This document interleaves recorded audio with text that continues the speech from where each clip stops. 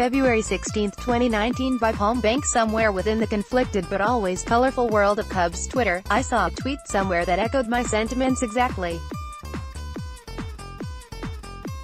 Less Addison Russell talking to the media, more Addison Russell getting released by the Chicago Cubs, unless something drastic happens and an unexpected bombshell drops that is just not going to happen. Despite the growing number of Cubs fans who want Russell jettisoned, the Cubs remained steadfast in their decision to give him another chance, and see if he can turn his life around after a divorce marred by accusations of domestic abuse.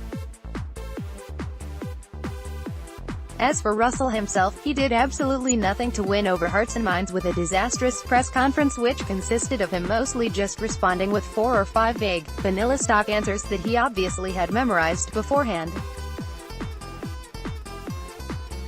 He gave these answers, no matter what was asked of him, and it felt like he was just a press release talking. Basically, it was like taking a big exam in school, and someone handed Addison Russell the answer key the day before. So while he did a good job memorizing the answers, and giving them to reporters, at the end of the day he still failed this test. He only faced a couple tough questions from the media, as most of the queries were pretty open-ended in general, while many were just plain softball. If you didn't believe his ex-wife before Friday, and you really should have, you'll most likely totally believe her after having watched the session. By my count, Addison Russell used the word accountable or accountability 7 times in his 19-min presser and led off 4 responses with a robotic "Thank you for the question, Tony Andracki," at Tony Androtsky 23, February 15, 2019. If you haven't already, read Reedy's stomach-churning, utterly disturbing blog post, which detailed years of enduring physical, emotional and psychological abuse. You really should. Given a platform to give his account of what happened, Russell wouldn't get into specifics of the allegations of physical and emotional abuse. Instead, he went with predictable and vague boilerplate. "I don't want to get into any specifics, but what I do want to say is I am accountable for my past actions," Russell said.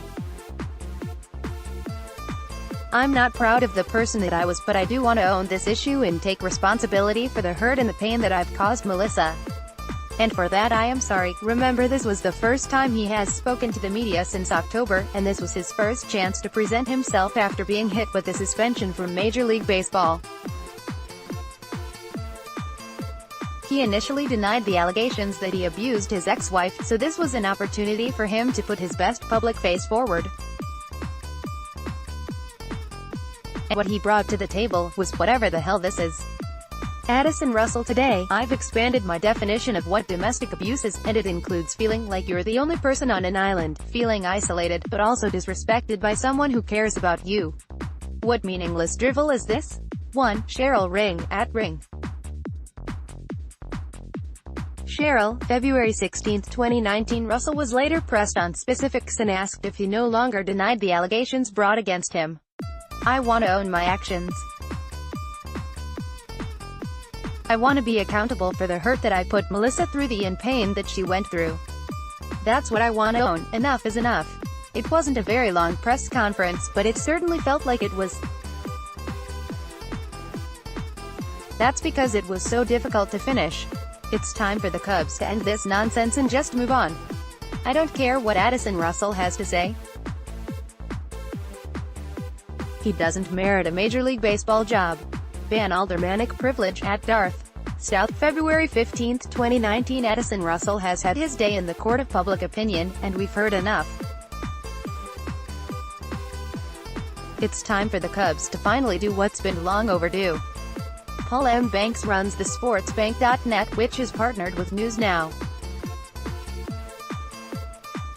Banks, a former writer for NBCChicago.com and ChicagoTribune.com, regularly appears as a guest pundit on WGNCL-TV and co-hosts the "Let's Get Weird" sports podcast on SB Nation. He also contributes socio-political essays to Chicago Now. Follow him on Twitter and Instagram.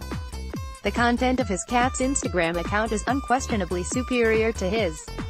Powered by Sidelines. Follow Palm Banks.